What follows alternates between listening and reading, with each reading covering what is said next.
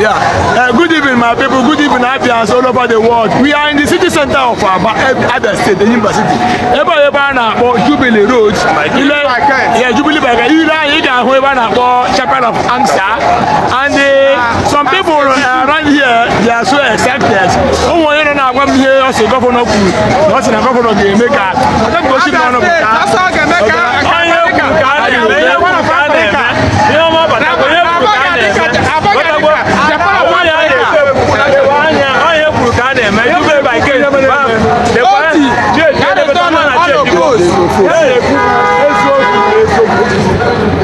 Since 24 years, Jubilee is a good now,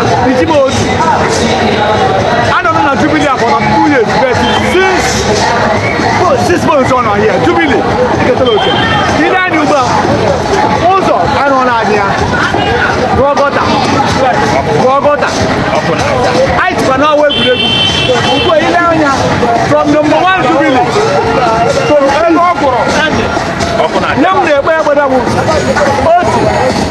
Ututu, Ndo, Ama, Abale,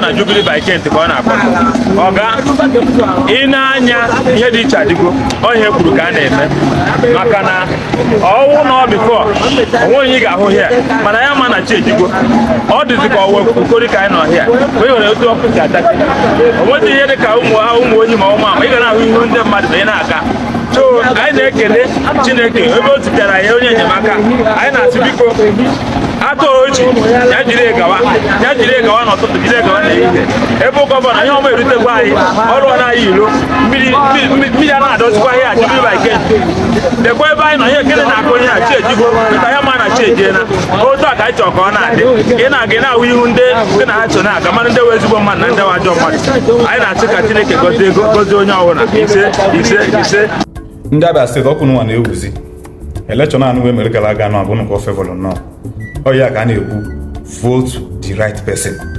Ifuge ya ndị Abia steeti are getting ya right now and you can see them happy, you can see them praising the governor because no yokwe fana mkpakọ na-eme ọ bụrụ ndị na-ekwu ọzọ eme ọzọ governance or drop on hard. You don't have to go and borrow people ka people na-epraise gịnị na-alụ ọrụ ihe a bụ direct from the citizens and I confess ọlụọma Alex Otti na-alụ ya ka bụ omebekwa 7 months ọba n'ọchịchị o mana praises apụtabago evidence ejugo everywhere. Ifuge ya okezi ikpeazụ makwa na there for over 8 years na celebrate domino na that things na-enwero meaning na-enwero impact oge make it to the life of the citizen. But look at it now. Ndị nke a na nothing like ihe ha ya afọ katada sing ya the praises ihe a just bụrụ na street ka fa nọ na-echo happiness fa nothing like nwere dịka mmadụ ivotu mmadụ votu si ya gị lụọ ya asị gị lụọ.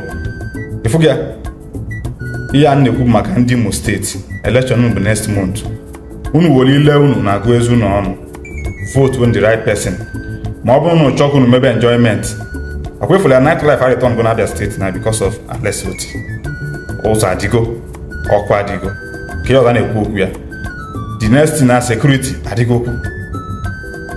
Just watch and see how Abia state is going to start booming.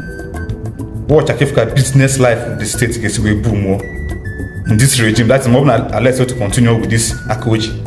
Or ya can you vote when the right person. Vote when the right person. You wanna get a peanut nyegi, ki will lay your right. If you wanna get a peanut ndimo, ne lay right to use one sense. One of Abia state not have since Beneti. God have finally remembered them. They have finally gotten it right this time around. Imagine Oban and the past governors non Abia state Meludiki Alex Otti now. Abia Kalidigo Kubudo Ibo by now. But congratulations to Abia. Alex Otti, please keep it up.